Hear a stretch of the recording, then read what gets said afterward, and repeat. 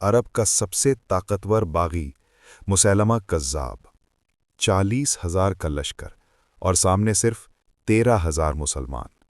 یہ وہ جنگ تھی جس میں پورے اسلام کا فیوچر ڈیسائیڈ ہونا تھا۔ طلحہ جیسے طاقتور اور امیر بھاگی کو اتنی آسانی سے ہرانا عرب کے سارے باغیوں کے لیے پہلا بڑا دھچکا تھا۔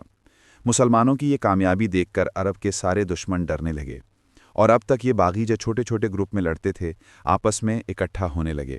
جیسے شجاع جو کہ فیمیل جھوٹی پیغمبر تھی، وہ خالد بن ولید رحمۃ اللہ کی فوج سے ڈر کر اپنے قبیلے کے ساتھ سب سے بڑے قذاب مسیلمہ کے پاس آئی اور ان سے شادی کر لی۔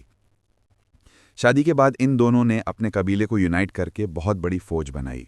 خالد بن ولید رحمۃ اللہ نے یہ علاقے فتح کیے تو آس پاس کے سارے قبیلے خالد بن ولید رحمۃ اللہ کے سامنے سرنڈر کر کے اور واپس اسلام لے آئے۔ عرب کے علاقوں کو فتح کرتے ہوئے خالد بن ولید رحمۃ اللہ اپنی فوج کو لے کر آخری جنگ مسیلمہ قذاب کو ختم کرنے گئے۔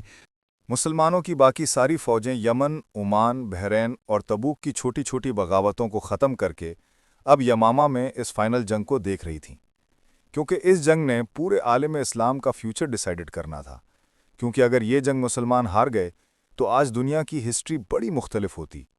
حضرت ابوبکر رضی اللہ عنہ نے مدینہ سے ایک اور بڑی فوج خالد بن ولید رحمۃ اللہ کی مدد کے لیے بھیجی، اور آخر مسلمانوں کی 13,000 کی فوج لے کر خالد بن ولید رحمۃ اللہ یمامہ کے میدان پہنچے، جہاں سامنے مسیلمہ کذاب کی 40,000 کی فوج ان کا انتظار کر رہی تھی۔ جنگ یمامہ اسلام کی سب سے بڑی اور سب جنگوں سے اہم جنگوں میں سے ایک ہے۔ پہلے مسیلمہ کی فوج نے آگے آ کر مسلم فوج کو چیلنج کیا، جس سے حضرت عمر رضی اللہ عنہ کے بھائی زید بن کتاب رضی اللہ عنہ اور باقی صحابہ نے انہیں ختم کر دیا۔ اسی کے ساتھ دونوں فوجوں نے ایک دوسرے پر حملہ کر دیا۔ پہلے تو دونوں فوجوں کی لڑائی بہت سخت ہوئی۔ مسیلمہ کی فوج بہت زیادہ ہونے کی وجہ سے آہستہ آہستہ مسلمانوں کے بہت سے صحابہ شہید ہونے لگے، اور مسلمانوں کی فوج پیچھے ہونے لگی۔ آہستہ آہستہ مسیلمہ کی فوج مسلمانوں کو دھکیلتے ہوئے ان کے کیمپ کے پاس لے گئی، جہاں مسلمانوں کی عورتیں، ایون خالد بن ولید رحمۃ اللہ کی بیوی بھی انہی کیمپس میں تھی۔ ایسا لگ رہا تھا کہ مسلمان یہ جنگ چھوڑ کر بھاگ جائیں گے اور مسیلمہ یہ جنگ جیت جائے گا، لیکن خالد بن ولید رحمۃ اللہ کو پتا تھا کہ آج اگر مسلمان یہ جنگ ہار گئے تو مسیلمہ کی فوج مدینہ میں حملہ کرے گی۔ اب اگر اور کوئی آپشن تو آپشن نہیں تھا، تو خالد بن ولید، زید بن کتاب اور کچھ صحابہ مسلمانوں کو چھوڑ کر مسیلمہ کی فوج کی طرف بڑھنے لگے اور بہت سارے دشمنوں کو ختم کرنے لگے۔ فوج میں جب اپنے لیڈر خالد بن ولید اور باقی صحابہ کی بہادری دیکھی، ان کا حوصلہ بھی بڑھنے لگا۔ وہ آہستہ آہستہ جنگ میں واپس آنے لگے، اور کچھ ہی دیر میں مسلمانوں کی فوج نے مسیلمہ کی فوج پر اتنا سخت حملہ کیا کہ وہ فوج چھوڑ کر پیچھے بھاگنے لگے، اور ایک باغ میں جا پہنچے جو چاروں طرف سے دیواروں سے بند تھا۔ وہاں مسیلمہ اور اس کی فوج نے دروازے بند کر کے خود کو سیف کر لیا۔